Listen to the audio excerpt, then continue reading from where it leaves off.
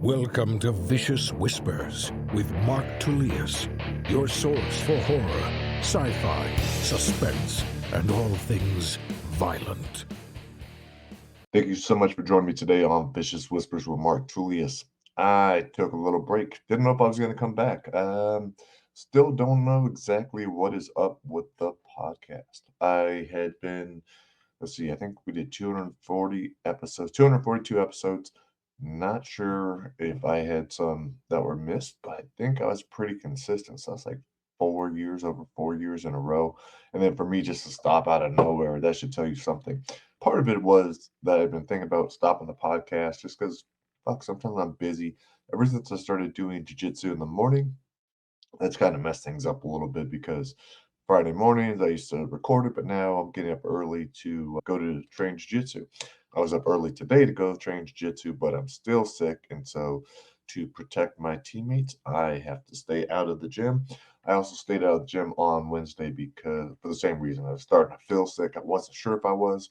I hate that feeling too. It's like I feel fine enough to go train, but if I'm getting sick, I do not want to get my teammates sick. So that is why I am here as the last class of the year, last official class. But all of next week, we're having open mats, which are my favorite anyhow. Just go and roll. So I will be doing that hopefully every day. Hopefully, I'll be able to go every day and roll as long as I'm feeling better. So last time I talked to you guys, I was about to head to Vegas for the No Gi Worlds IBJJF competition. Well, I was mad at myself for my performance, but then some, talking to my teammates, talking with my wife, talking with my coaches, talking with friends through the newsletter, all helped me put that in perspective. Man, it was a super close match. It was a 5-minute match. My opponent had come all the way from Russia. He competes a lot. If I had done any research, I could have watched him and figured out how to beat him. But essentially, we were standing for the first 2 minutes. I pulled guard and brought him down. He passed my legs one time, I think. He ended up getting 3 points, and essentially, we were pretty much stuck in a stalemate. So it was a close fight. Congrats to him, Igor. It did make me, at first, I was like, okay, I'm done competing. I'm not going to do this shit anymore. I'm a terrible competitor. I was upset I felt like I let myself down, let the gym down, blah, blah, blah, all that negative shit. But now I was like, no, fuck it. I'm proud of myself for getting out there. That's what my wife and I really talked about. It's like we both had a lot of anxiety going down there, go train. It's her first competition as a purple belt, mine as a brown, and one of the largest stages. So, but what was really cool too was being there for all our teammates. The coaches were there. It was just a cool team building event. My wife and I got to go out one night at the end, just kind of hang out, celebrate, enjoy it a little bit. We used to go to Vegas all the time and used to love spending time out there. Now it's not nearly as much fun, but it was still good to get away. We had to hurry back though because my son was sick, and so we cut it short by a day. Other jiu-jitsu related stuff, I just got in the Try Not to Die rash guard. I'm pretty happy with that thing, and it seems like people really like it. I already sold a bunch of them. I haven't been trying to, but I gave a couple to different black belts around the country. They should be getting theirs this week. And yeah, so that's pretty cool. It's cool to see all of my coaches, all my friends wearing that shit, and especially because it's really out there, especially because of how it looks. It's pretty bright, it's pretty big, it's pretty in your face, with fire and blood and like Hawaiian shirt looking. So, but pretty cool. One of the things I did yesterday, it's kind of jiu-jitsu related, was over the last 2 days, I have been planning our next year. My wife and I have been talking about what events we want to go to as far as competitions and where we want to go for our jiu-jitsu journey, the book that I'm working on, that we're working on. I believe I'm going to bring her on as a co-author because who knows if I'll be able to keep training, if I'll be able to keep competing, all that kind of stuff. I know 100% that she will, unless something drastic happens. But yeah, so together we will be doing our jiu-jitsu journey. We'll talk about everything. Why not bring her on? So part of it is she doesn't want to because she doesn't want that pressure on her, but I'm trying to get her to realize like all we do is go and do jiu-jitsu, I'll do all the writing. We'll talk it through, we'll mastermind it. But anyhow, back to my calendar. I've been filling this thing out in January. She's going to February for some jiu-jitsu thing at 10th Planet Boca Raton. So that's cool. I'm not even going to go with her on that one. She can handle that on her own. She'll take photos. She'll do some interviews. That should be all good. February might be a competition in LA. Same with March. And then not until June that I have anything planned for sure, but we're going to go see my buddies Marika and Misha, who you guys have probably heard a lot about if you've been on this podcast. They've come and visited us. I've spent time with them in Germany. Awesome people, but we are going to do a vacation together. So we're going to try to plan a 2-week vacation with them. On that vacation, I'm sure we'll hit a gym or two. Got to plan that and see what is around there. Then in July, I will be going to Connecticut for a book fair, and then go to Rhode Island, maybe do a reading at the Brown Bookstore, and then go see my buddy Carl, Team Santos. Going to be stopping by there for Matt Santos. I'll definitely do some Our Jiu Jitsu Journey with him.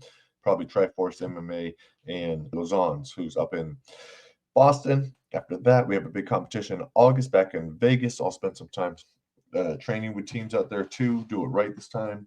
September, going to Tennessee for a book fair, but then I am going to also go spend time with Steve Montgomery at his American Top Team in Asheville. I think that'll be awesome. We'll also do a book launch because we'll have Doomed to Die Super High out by then. Steve and I are going to be talking this week about the last 3 scenes that he's been working on. But again, it's nice. There's no rush on that, especially if I don't even go out there until September. Who knows when the book will release? Could be ready in a couple months, really, 2 or 3 months. But we shall see. And then that's it. But so there are other places that I want to go see for sure. I want to go to Pennsylvania to go see Zach Maslany from Finishers and a couple other people.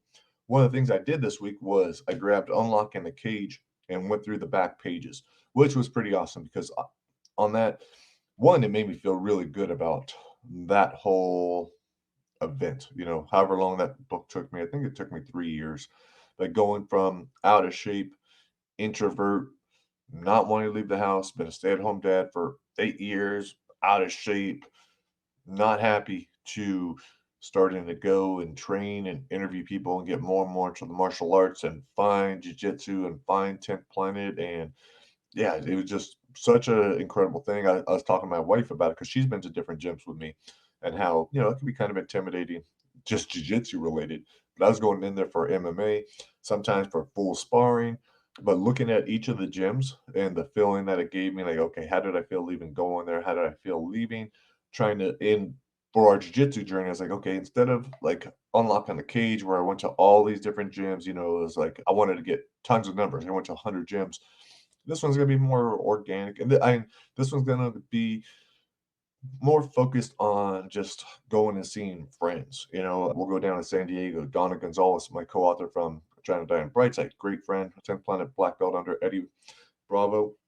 We'll go and see her and spend some time with her. My wife does a lot of classes with her. She's trained with her a bunch. Donna's awesome people.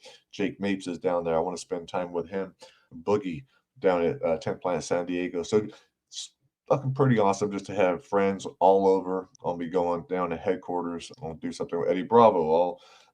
I have my list of all the people that I want to hang out with. And even my buddies down the street, Gracie Baja, Alex and Phil. That'd be cool to do a little session with them, a couple sessions with them. So, and this past weekend, I just did one with Joey House. He is a Jean-Jacques Machado black belt. I interviewed Joey before when him and his wife were here and they put me through an ice bath.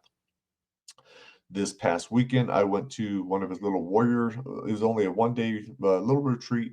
Took my buddy Anthony. We went down there. There was jiu-jitsu in the morning, so that was cool. Before that, we did qigong, and that was my first time doing it. It was cool. It was a great warm-up for jiu-jitsu. Felt like it really helped with my posture, just energy. After that, we did hape, which is tobacco and herbs blown up your nose. And that sucks. The headspace after was cool, but yeah, your eyes sting and just uncomfortable. And after that, we did kambo. I wasn't sure whether or not I wanted to do that. That's frog poison. Burn your arm, and then they put frog poison on it. Essentially, I knew there was probably it was going to be an issue when you go to the circle and everyone has a puke bucket right there. So everyone has their puke bucket with napkins to wipe their face after they're done puking because it's pretty much not guaranteed. My big concern was like, man, I just don't want to shit myself. I was like, I don't want it coming out that in. But I did it. I did 5 dots on my left arm. It makes the tattoo look pretty cool. But I was telling my son, even the burn marks, like that shit hurt. It took me back to being a teenager, a young adult, putting cigarettes out on myself. But so the poison was pretty intense. As soon as I got back to my seat, the first thing I said was like, what the fuck did I do this for? But it was about 17, 18 minutes before I turned around and I gave my buddy a thumbs up sign. I didn't puke. I just was able to breathe through the whole thing, the whole experience, listening to the music, just trying not to puke, trying not to puke, just dealing with sweating like crazy. My entire body was shaking.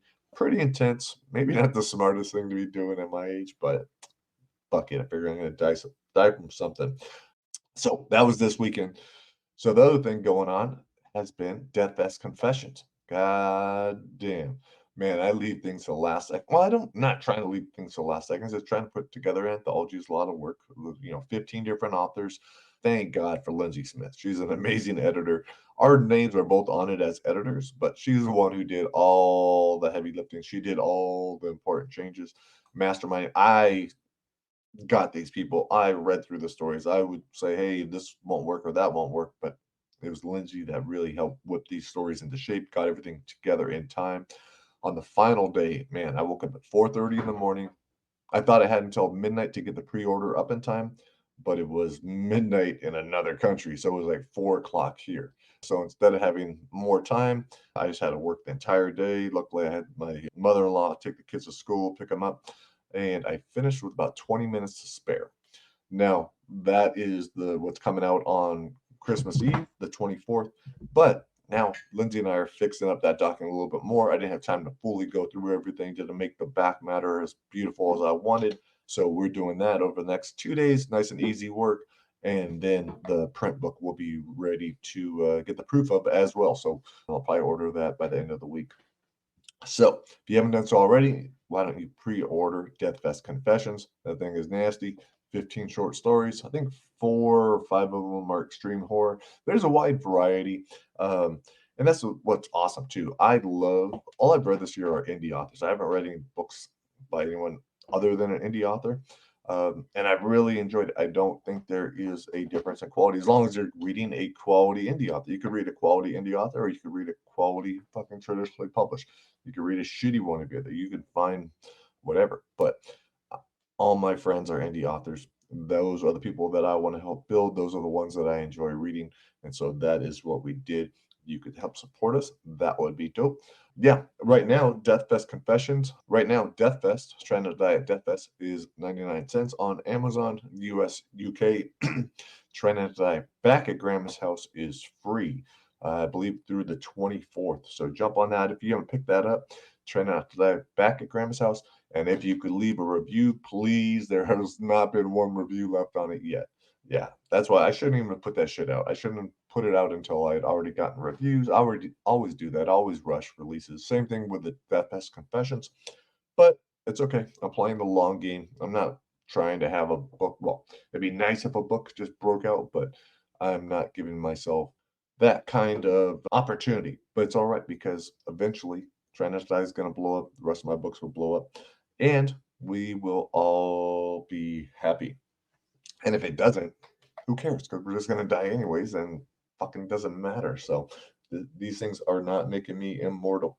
Oh, and last thing, Ghostland audiobook is out. So that you can find everywhere.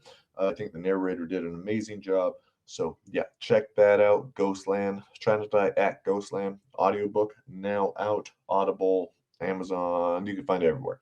So all right, guys, I'm going to leave you with a short story. This one is from Twisted Reunion. I often do it around Christmas. This is Surviving the Holidays. Hope you guys enjoy it. Have an amazing year. Like I said, I'm not sure exactly what's going to happen with this podcast. I don't want to throw it away, especially after doing it for 4 years. So maybe I'll just pop in and out when it is convenient, when I'm in the mood. I think that's probably how I'll be handling it. Probably still be put out on either Friday or Saturday, timing with the newsletter. But that is what is happening. If I don't talk to you next week, I hope you guys have an incredible new year. You're safe, all that good shit. I know we're having a big 10 planet party over here on the 30th. I'm looking forward to that at our house. But yeah, so I will talk to you guys later. Peace.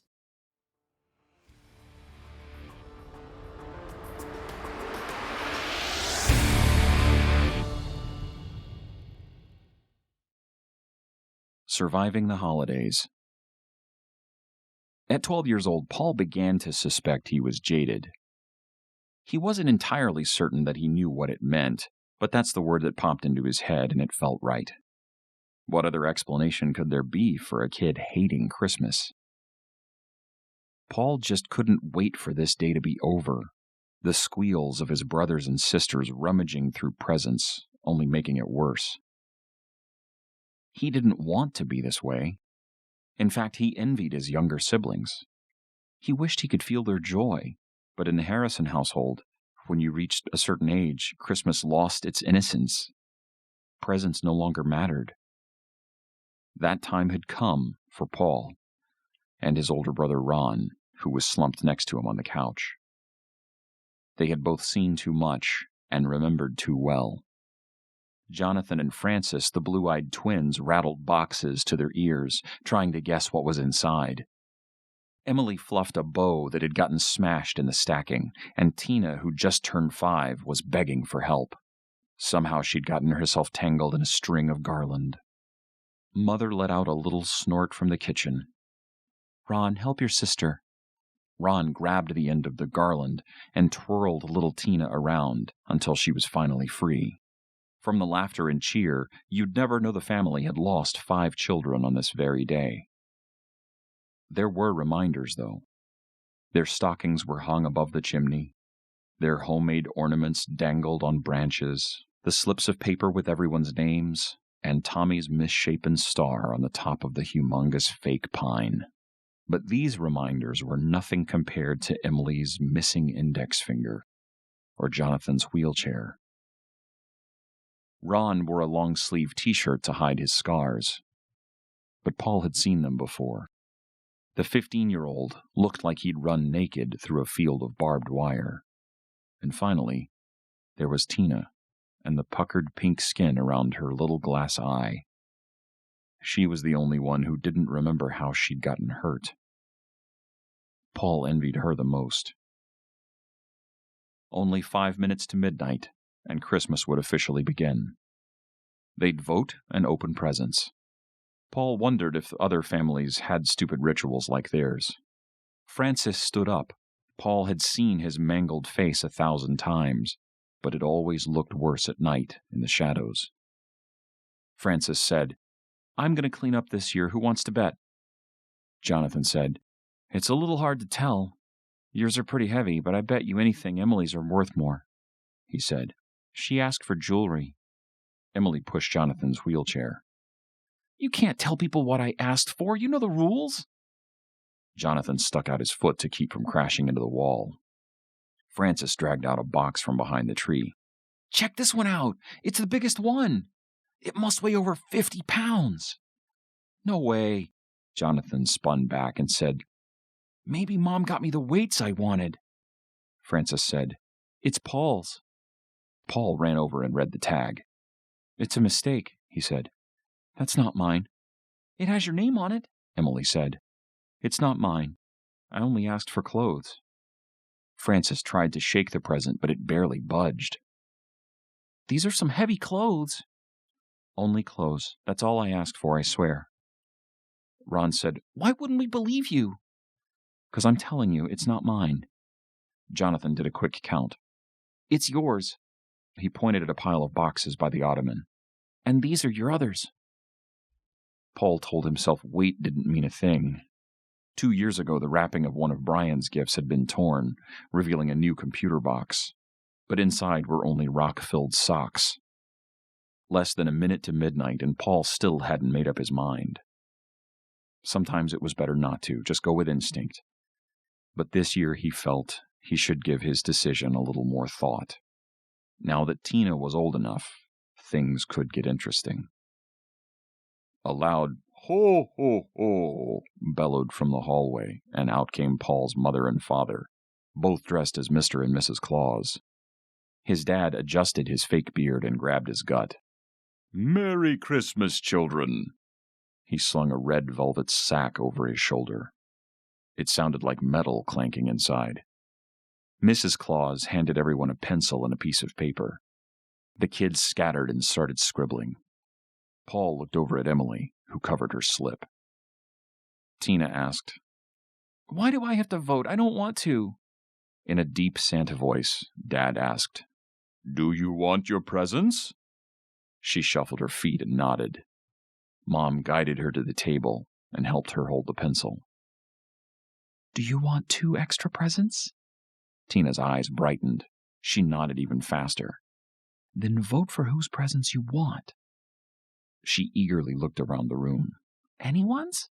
"That's the rule," Mom said. "But that's not fair," Jonathan whined. "She doesn't even know what her vote means." "I do too," Tina said. "She's 5 now. Those are the rules, and it's already after midnight," Mom said. Dad took off his Santa hat and bopped Tina's head with the fluffy white ball. "Hurry up," he said. Tina plopped to her knees and scribbled a name. The other kids dropped their slips into the hat. Emily dropped hers as if it were on fire. Ron tossed his in. Paul still hadn't decided. "Tick-tock, Paul," his mother said. Francis threw down his pencil. "You do this every fucking year. Just write down a name." Mom smacked the back of Francis' head. "Language." "Ow!" Paul felt everyone's eyes. Could they have actually picked him this time?